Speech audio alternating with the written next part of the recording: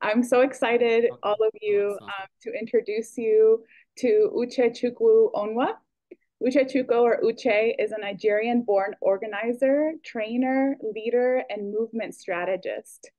He fled his home country in 2017 due to the repression and persecution he faced as a gay man.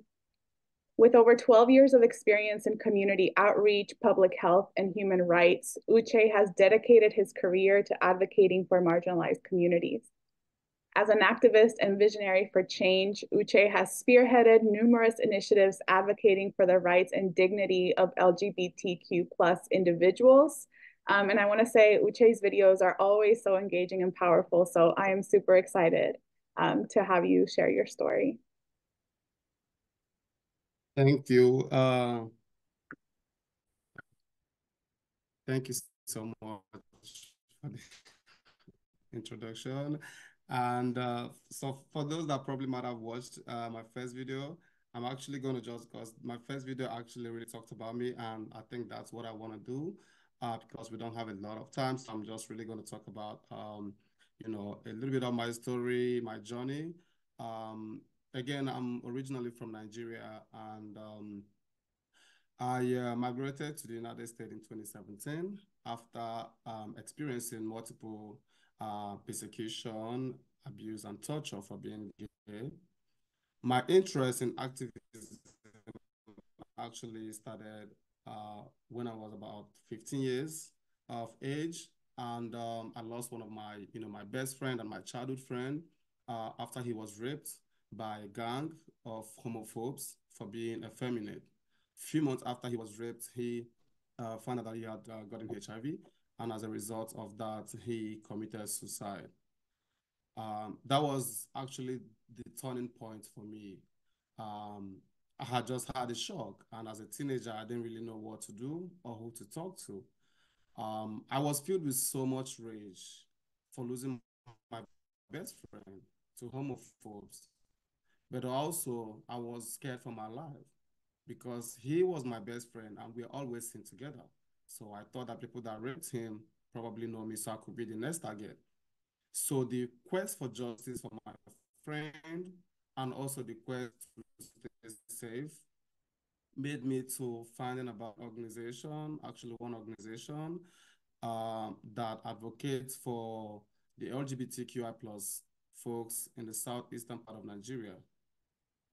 I identified myself with them and I started volunteering with them, advocating for LGBTQI plus rights and doing HIV prevention work for the community. Few months after that, I moved to another state called Abuja, which is the federal capital of Nigeria. And I still was searching for justice and safety. I found about an organization again doing similar work, providing support and advocating for the community, the LGBTQI plus community.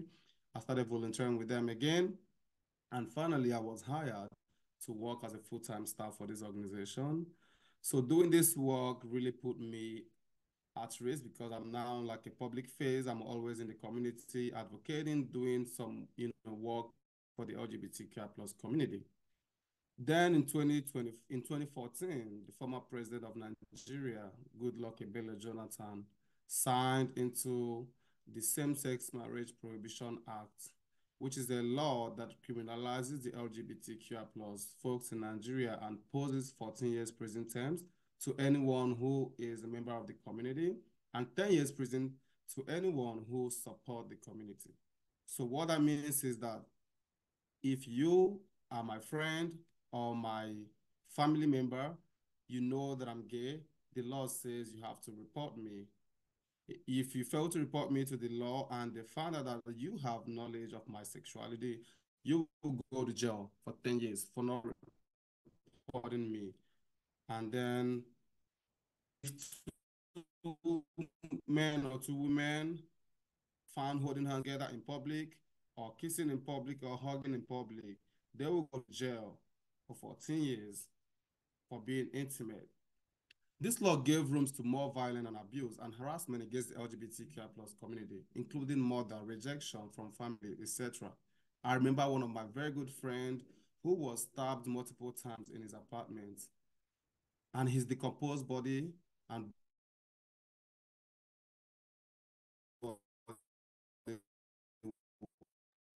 Hey, Uche, you're freezing up a lot. found I don't know few if you days want to after that. turn your camera off. Blown.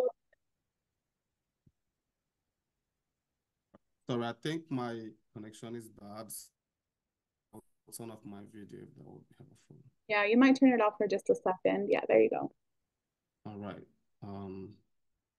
Yeah, is it better? Yes, it's better. Okay. A friend of mine was killed and his body was found a few days after that. A few months after he was killed, another friend of mine, a trans woman who also I worked with, she was killed as well and she was beheaded. Her body was buried in a shallow grave in her living room and her head was put in a sack bag in her living room. And all of these murders and all the things going on in the country, the police did nothing about it. Nobody knew anything about it. Nobody denied knowing, everyone denied knowing anything about who killed these people because it is an LGBTQI plus issues. The police would definitely do nothing about it. And then in a few months, I started getting threatening calls and text messages from unknown people, unknown numbers, telling me that they're going to kill me. They know who I am. They know what I do, that I'm going to be a target. I was so scared for my life. I didn't know what was going to happen to me. In late 2016 and early 2017, I had two mob attacks where I was publicly beaten up naked. I was disgraced and dragged to the street by angry mob for being gay and also for the work I did for the community.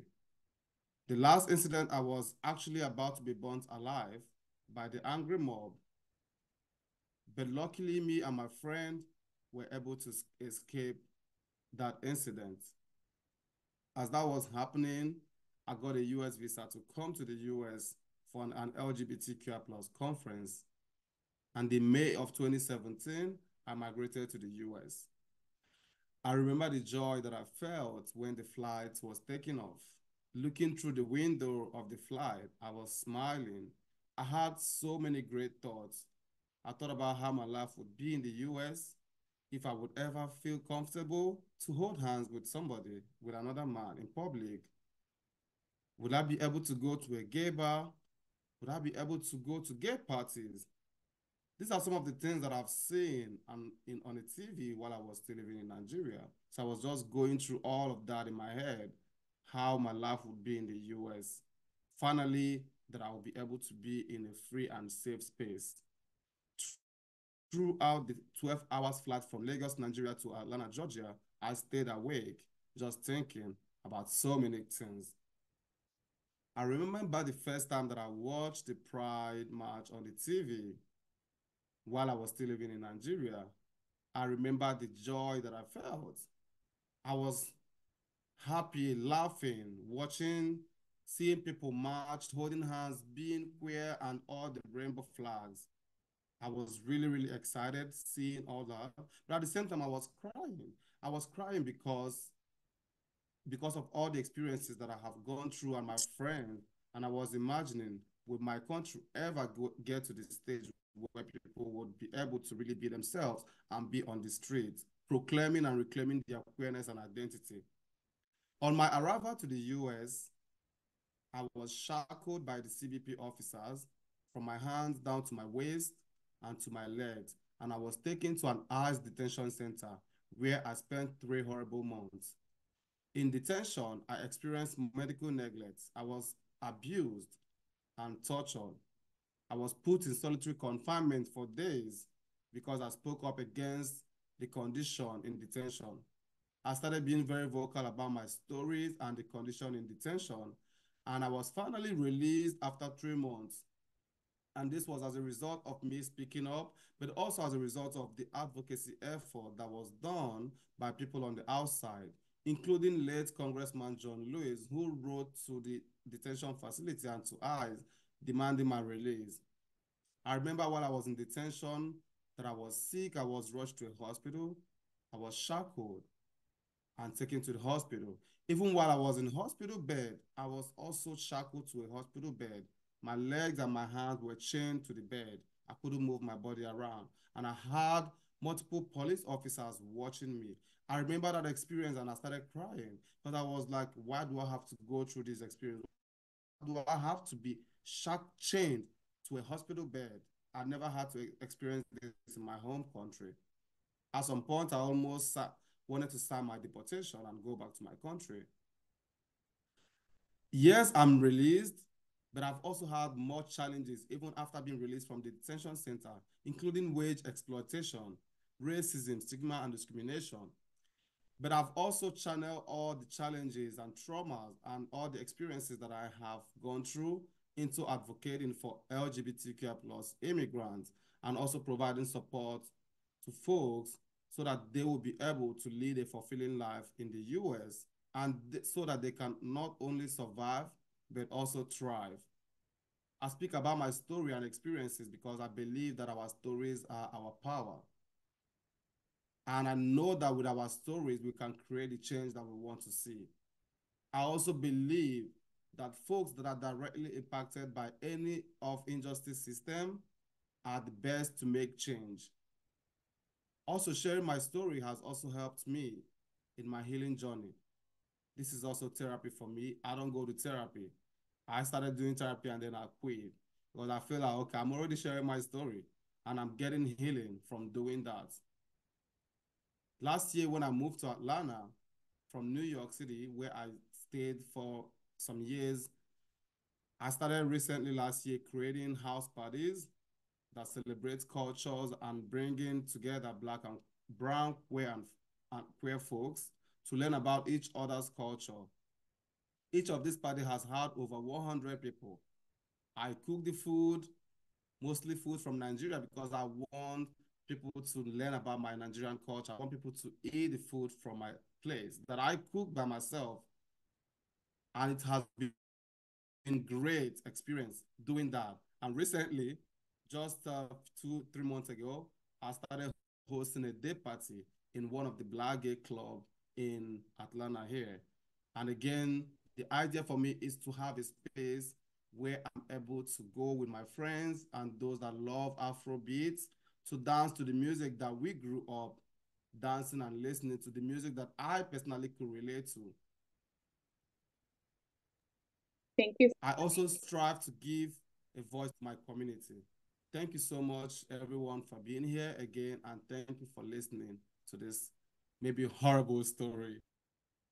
It's real life, you know. I again thank you for trusting us, for sharing your story. It's difficult to hear. I'm sure even way more difficult to experience. And thank you for trusting us, for sharing the story. And I do hope that, you know, everyone listening is processing and taking care of yourselves as needed. And I think one of the things we're showing is that this binary between happy and sad is fake. Life is everywhere in between. So thank you so much again for sharing.